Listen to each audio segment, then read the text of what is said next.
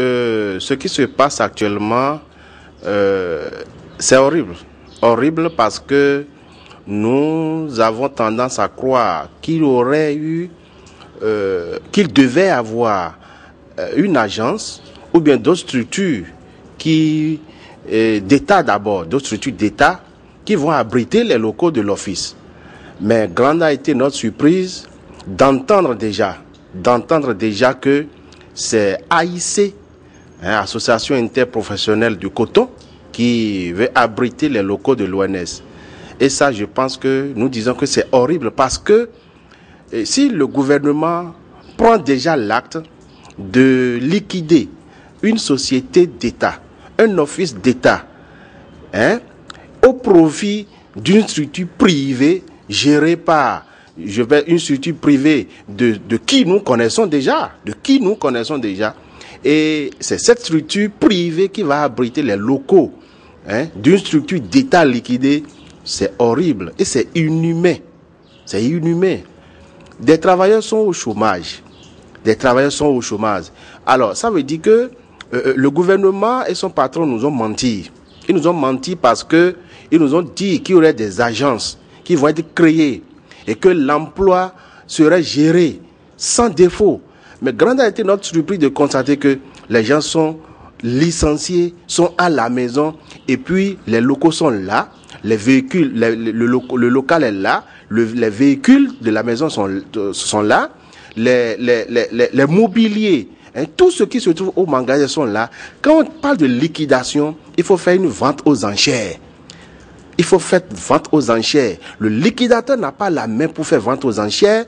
Tout est resté intact et c'est AIC, une association privée qui va maintenant abriter les locaux de l'ONS. C'est très horrible pour tout. Parce que actuellement, les travailleurs de l'AIC, leurs responsables viennent déjà à l'ONS pour des réunions.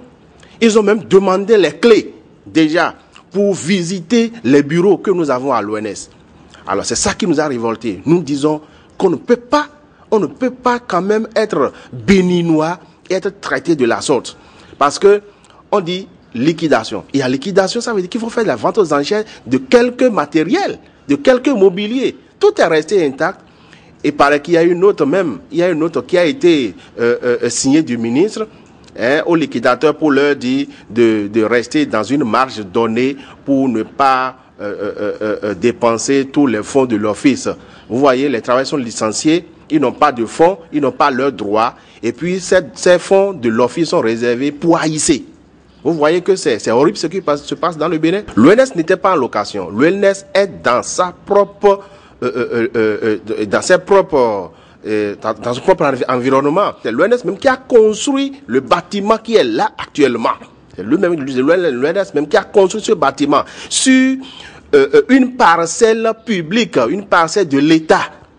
On ne peut pas liquider la maison, prendre encore son mobilier et remettre à une structure privée de quelqu'un que nous connaissons.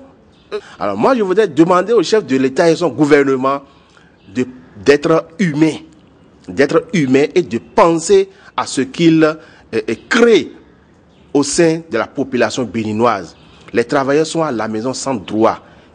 Il est difficile aux travailleurs aujourd'hui de manger 3 fois par jour. Alors, le soulagement que les travailleurs avaient eu, c'est qu'ils auront un autre emploi.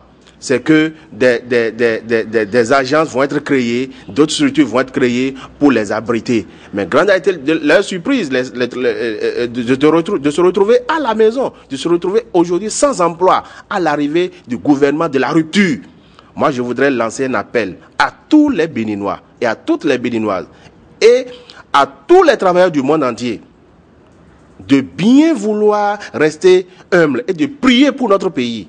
Je dis de prier pour notre pays, car ce qui se passe dans le pays actuellement, c'est horrible et c'est inhumain. Et que le gouvernement sache raison garder et que les locaux de l'ONS, les mobiliers, les véhicules, tout ce qui se trouve au magasin.